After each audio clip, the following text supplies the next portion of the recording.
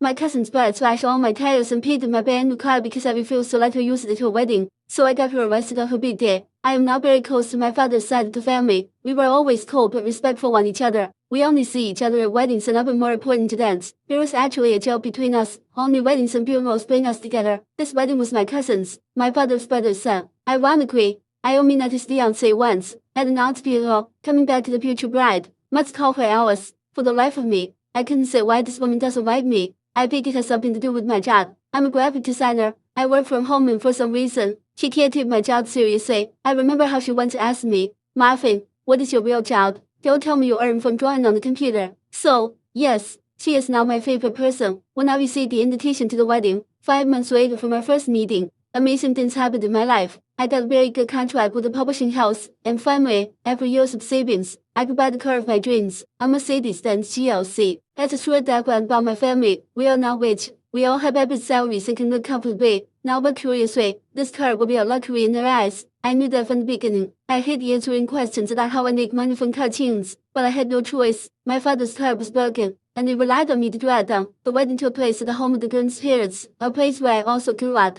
A farm in the distance between locations was quite long. In my country, you can't formalize everything in one place. It's the city hall, then the church, the parents' houses, the godfather's house, a big chaos and hours of driving. Fast forward to the wedding. Like most of the family, my parents and I went there the day before. Many stayed at a nearby hotel. As I expected, the car created some fascination. In the first seconds, all my little cousins were jumping in enthusiasm next to it. It's pretty damn big. Not gonna lie, I made this despite the questions and either help with the final preparations for the wedding. I was going to be a bridesmaid, and I was quite excited. Alice was suspiciously nice to me all day, until the evening came. She came to me and asked if we'd discuss something important outside. I agreed, and she jumped on the subject immediately. She asked me if I could use my car tomorrow. It is beautiful and white. It will be perfect for a bride, she said, without thinking too much. I accepted. I said that I would be happy to drive them wherever they needed. She immediately frowned and shook her head. No, you're not going to drive. John is going to drive. It was probably a bad reaction, but I started laughing. I may not know much about my family, but I know damn well that John doesn't have a driver's license. In fact, he tried 3 times and failed. I asked her if she was trying to get him arrested on the day of the wedding. Funny how it wasn't too far from the truth. She ignored me and said that John knows how to drive and no one will stop a girl in traffic. Until that moment, I still thought she was joking. She wasn't. I tried to reach an agreement that would not leave my car in the hands of someone who does not have a driver's license, regardless of the event. From that to a huge scandal, it was just one step. She yelled at me that I couldn't even do the smile thing for my cousin. I said committing a crime is a minor thing. Then she started crying, that she would look embarrassed in her parents' car.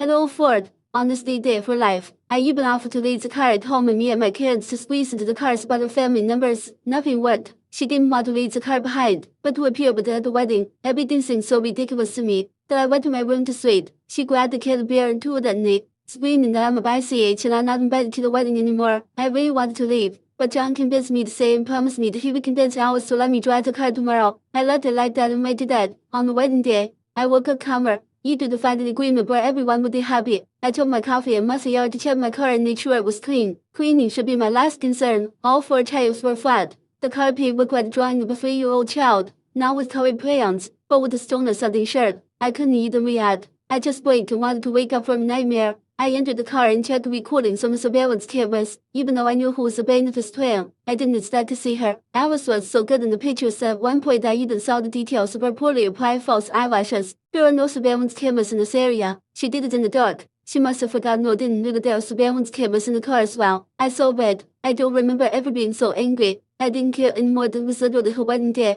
At that moment, I just wanted to teach this insufferable spoiled brat a lesson. I called an old friend, who happens to be a policeman now. I explained the situation and sent him the images. He assured me that I had enough to have her arrested immediately for vandalism. I didn't hesitate too much. Just as she was getting ready to go to the hairdresser, my policeman friend appeared at their door 1 hour later. All this time, I sat in the car, trying not to cry or scream, just imagining how much the repairs would cost. I did her a favor by not returning to the house because no makeup could cover the marks that would have left. She was almost dragged out of the house by force, screaming continuously, and as if what she had done was not enough. When the policeman let go of her arm, she picked up a stone and threw it at my car. They handcuffed her and put her in the police car. It was a huge trauma. My friend took care of everything, and after 2 hours, she was sailed out by her father. She wasn't too late for the wedding, but you could tell by the gossip spread like wildfire, and the whole family was talking only about it. I don't know how the wedding was. Neither I nor my parents were there, but I heard that the bride had a big 5 fits of anger and yelled at the guests. The next day, her father contacted me. He apologized, and after he understood the seriousness of the situation, he offered to pay for the car's repairs with the request not to proceed with a lawsuit against Alice. I had insurance, but in this case, a legal trial with the culprit would have been needed. Let's say that the bill was not small for the poor father. She has now tried to contact me since then, and I found out that she cut off contact with all my family members, considering most of them were on my side.